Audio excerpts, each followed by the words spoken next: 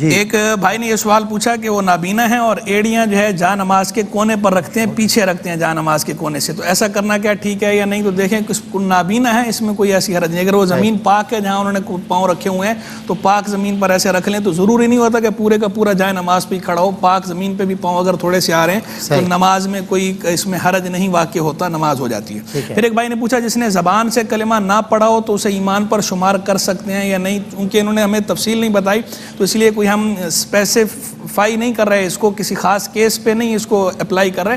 General مسئلہ یہ ہے کہ بہرحال جو ہے وہ ایمان کے اندر یہ ضروری ہے۔ ایمان نام تو تصدیق قلبی کا ہے، لیکن جو اقرار باللسان ہے یہ شرط ہے اجرائے احکام کے لیے۔ جب تک اگلا اقرار باللسان نہیں کرے گا تو ہمیں پتہ کیسے چلے گا کہ یہ مسلمان ہے یا نہیں ہے؟ تو جب تک اقرار باللسان نہ ہو ہم کسی کو اس طرح مومن شمار نہیں کر سکتے۔ پھر جو ہے وہ ایک بھائی نے سوال پوچھا سوشل میڈیا پر پوسٹ چلتی ہیں کہ یہ پوسٹ آگے شیئر نہیں کرو گے تو کافر ہوگے، یا کوئی کافر ہی ہوگا جو یہ اتنی اچھی پوسٹ شیئر نہیں کرے گا، یا اس طرح کے جو کلمات لکھ کر پوسٹیں چلائی جاتی ہیں، ایسا کرنا جائز نہیں ہے، ایسا کرنا سخت گناہ ہے۔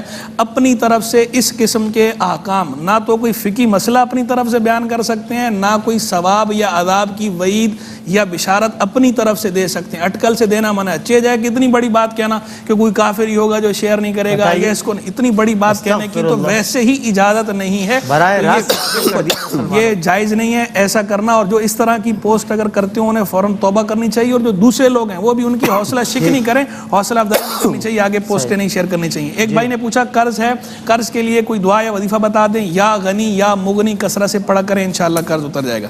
پھر جو ہے وہ ایک بھائی نے پوچھا کہ بہت بیمار ہوں نماز نہیں پڑھ سکتا۔ اب انہوں نے تفصیل نہیں بتائی کہ کھڑے ہو کے نماز نہیں پڑھ سکتے یا بیٹھ کے نماز نہیں پڑھ سکتے یا بیماری کس نوعیت کی ہے۔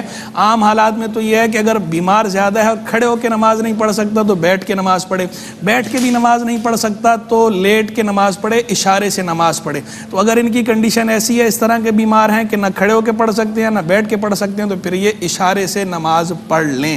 ہاں کوئی خدا نہ خواستہ ایسا بندہ ہے کوما میں، تو جو کوما میں ہے وہ تو چونکہ اپنے سینسز میں ہی نہیں ہے تو اس کا تو یہ پڑھنے نہ پڑھنے کا سوال ہی پیدا نہیں ہوتا۔ جب ہوش میں آئے گا پھر دیکھی جائے گی، اور ہوش میں بھی جب آ جائے تو جو 6 نمازوں کا ٹائم ایسے اگر گزر جائے بے ہوشی کی حالت میں تو وہ نمازیں جو ہے وہ معاف ہو جاتی ہیں، ساکت ہو جاتی ہیں۔